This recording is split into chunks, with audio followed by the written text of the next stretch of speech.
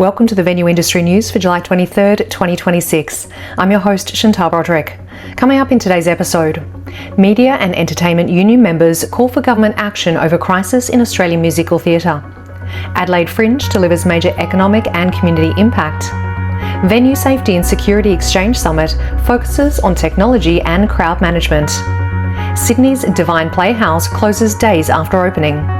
And VMA announces 2027 Congress dates. All of those stories and more coming up in today's show. The Venue Industry News is brought to you by Australasian Leisure Management and proudly supported by Sydney's Accor Stadium. To find out more, visit accorstadium.com.au.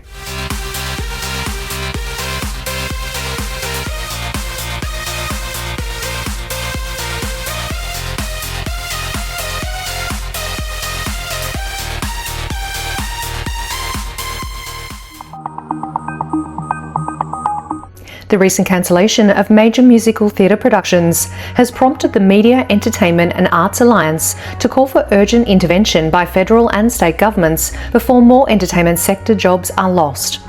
With hundreds of arts workers facing uncertainty and potential unemployment in the wake of the cancellation of major productions, including Back to the Future, Dear Evan Hansen, Annie, Waitress and Beetlejuice, more than 200 performers, musicians, technicians, crew and other creative workers gathered for an emergency live performance town hall on the 13th of July to discuss what the MEAA describes as a growing crisis threatening jobs, productions and the long-term viability of staging large-scale musical productions in Australia.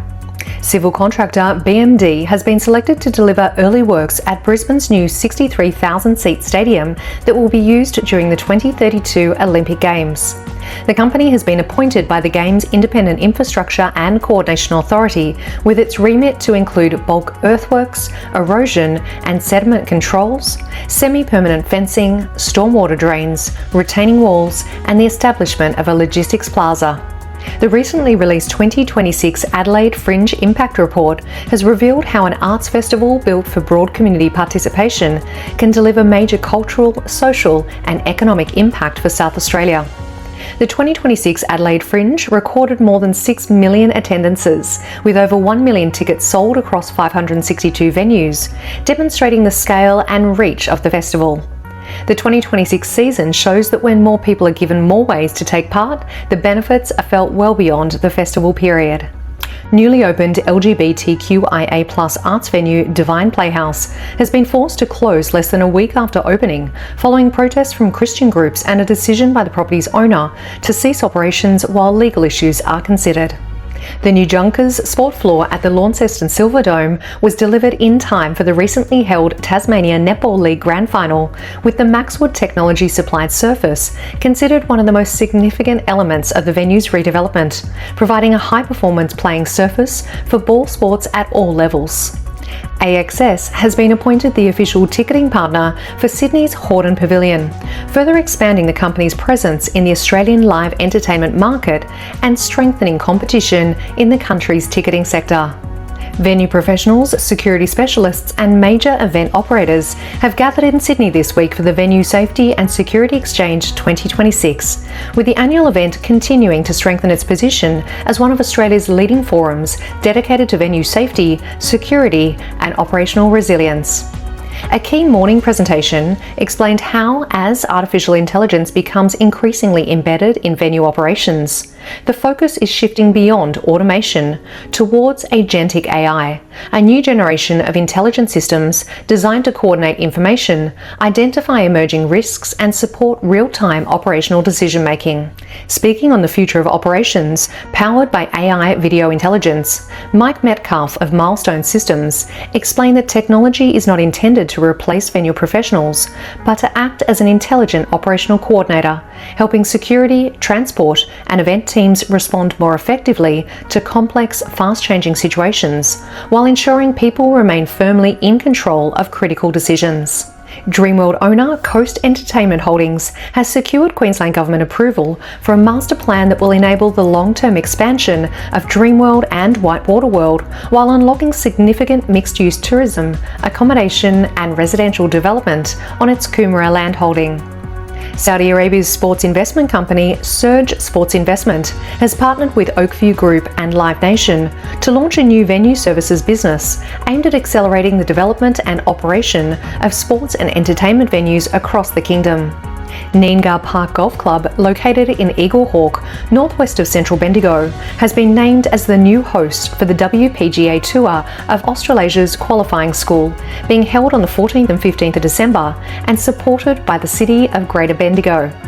A number of Australia's top female golfers have previously come through Q School and are now established on golf's top global tours. Continuing its long-standing partnership with Adelaide Oval, Daktronics has upgraded 5 LED video displays at the venue with higher resolution technology, improving game day visuals, boosting fan engagement, and expanding advertising opportunities across the venue. The proposed athletics precinct at University of Southern Queensland's Toowoomba campus is through to the next stage of planning, with community consultation having begun. Planning is focused on delivering a World Athletics Level 2 accredited athletics track, providing a high-quality regional facility to support local athletics clubs, schools and community sport, while also creating a pathway for young athletes aspiring to compete on the national and international stage. Dubbo Regional Council is set to review the scope of its long-planned Wiradjuri Tourism Centre after rejecting all construction tenders, with every submission exceeding the project's available budget.